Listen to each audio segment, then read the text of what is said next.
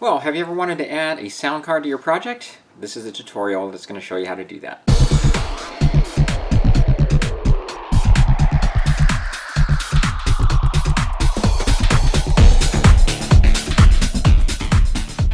Well, hey guys, and welcome back to another Interstellar Modeler. So this video is devoted to just showing you how to add sound to your project or a sound card to your project, like I did with the Nomad and the Mr. Freeze builds. And in fact, I'm going to use the Mr. Freeze project here as our example. Now, the sound card I'll be working with here is from Electronics123.com. It runs about $18. It comes with 4 push switches and a battery holder. Now, there are, of course, other sources you can get sound cards from. In fact, when I started the Nomad project, I purchased a card off of eBay for about $12. Now, this particular card is one in which you have to transfer the sound onto the card by directly recording from the sound source, much like you would an old-time tape recorder. And the sound came out fine. It seemed to work really well. But the one thing I did notice is that it was powered by these tiny little watch batteries, which didn't seem like they would last very long, and the switches were a little flimsy. Now, as I did further research into adding sound, I stumbled across a video on TrekWorks in which Boyd shows you how to modify a card that looked very much like the one I purchased off eBay to get them to be hooked up to a different power source. You can have a little bit more longevity and longer life with the sound card and the power source. He gets his cards from a company called BigDogsGreetings.com, and you'll find the website has cards that range anywhere between $5 to about $11 or $12, and they, again, look very similar to ones I purchased off of eBay.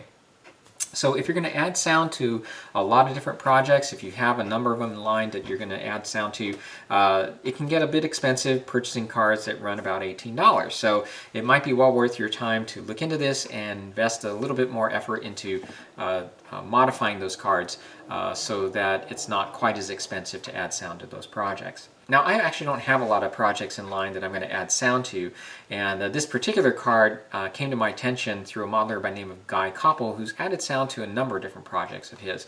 And he told me that working with the card is very easy. You'll see here shortly that the card is capable of being plugged into your computer so that you can digitally transfer sound files onto the card using a program that Electronics123 provides for you. All right, first let's just take a closer look at the sound card, and this already has a couple batteries and there's room for a third obviously there. This is the card itself. You can see it has a USB connector and it comes with a little speaker, and this is what the push switches look like, and there are 4 included. Okay, so the first thing you want to consider is where you're going to get your soundbite from.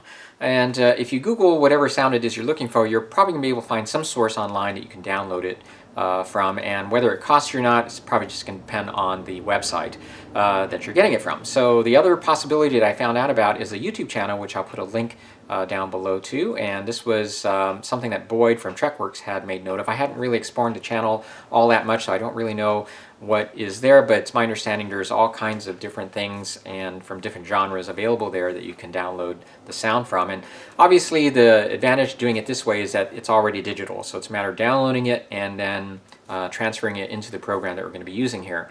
Now, what I did was, because I did explore that a little bit, I couldn't find exactly the quotes or sounds that I wanted, so I just took my camcorder, and this is something that's very old-fashioned, stuck it next to the speaker as I scrolled through the episodes to get the quotes I wanted. Now, my thinking here was that you're sticking this into a little box, most likely, just a stand or display stand, and you know, it ended up that the sound quality was just fine for me. Now, unless you want something of really high quality that you know, that's important to you, you know, that's something you're going to have to do a little more investigation about. But I figured for this scale, this was going to work fine, and it did. So what I'm going to show you now is how I went about doing that after recording the sound bite, getting to my computer and using iMovie to extract the sound and moving forward from there. So let's go ahead and move over to the computer. Alright, so this is the iMovie program, and if you're not familiar with it, it's probably similar to a lot of other video editing software programs, but just to give you some orientation here, what we got going on in the upper left is just a list of projects that are in the library, and in this window here I have the video clips that I captured with the camera. So the next step is to take one of your clips and to drag it down into the editing section here, and what will show up is the clip with the video that's displayed within the clip. In this case, it's just the sound bar because the camera is just sitting next to the sound bar. And then below that is the graphic that shows the sound. So what we do here is we simply detach the sound from our clip. And once that's done, we're able to highlight this, and we can now export it. And we simply just drag down the share feature, which allows us to export the file.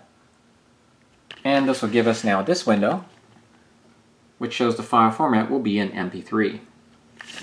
So we just click Next, and we are just going to stick this on our desktop for now. Press Save, and it'll export the sound. Once exported, we get a notice that the share has been successful. Now what I do with these sound files is I actually email them to myself, because what I'm going to do next is head over to my laptop, which is a PC. The card that I am using here, the USB5M, is one that's compatible with Windows only. You can find alternatives that are compatible with Mac, but they're a little more expensive.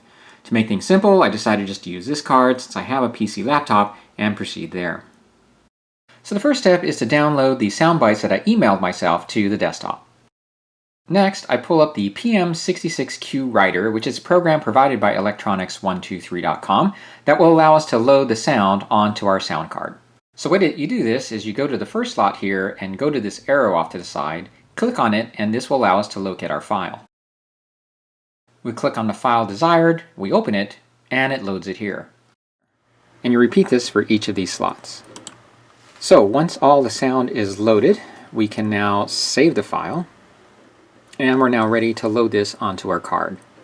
Now because we are using the USB5M, and by the way this also applies to the USB6M model, we have to choose this selection under voice output, the DAC for extension amp, versus the PWM direct drive, which is what is displayed when you first pull up the program. So once the selection has been set, it's now time to transfer the files onto our sound card. So we insert the sound card into the USB port, and we press the PM66 button to the upper right. This will start the transfer process. Once the transfer is complete, a window will show up that looks like this, asking for the next PM66 selection. Since I don't have another one, I'll select Cancel. Now let's do a quick test and see if it worked.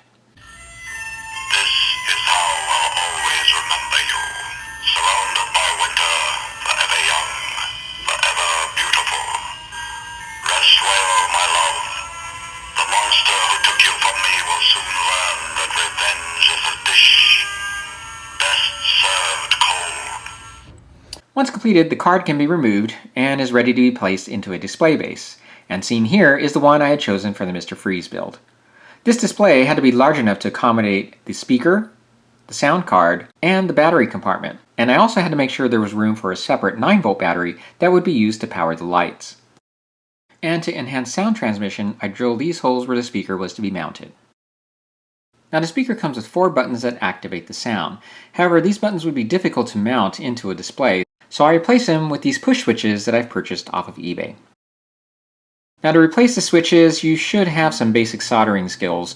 It's not very hard to do, and this is necessary in order to have a very secure connection. So adding sound will definitely add yet another dimension to your projects, and not every project will benefit from sound, but these two in particular did. So this was my very first one, and of course this is Nomad. Non-sequitur, insufficient response. Your facts are uncoordinated. And this is how Mr. Freeze turned out. You can see I have all the lights on. But let's go ahead and press one of the sound buttons. Sooner or later, all who stand in my way must feel the icy touch of death. So I know at first it can seem a little intimidating whenever you're trying something new, but don't let that stop you. It's only through experimentation like this that will allow you to gain new skills and take you to the next level with your model building. It really, really satisfying when you're able to add a new dimension to your models and your projects. So if you have any questions, feel free to contact me here on my YouTube channel or at interstellarmodeler@gmail.com. I hope you found this tutorial helpful and informative. I'll see you in the next video. Take care.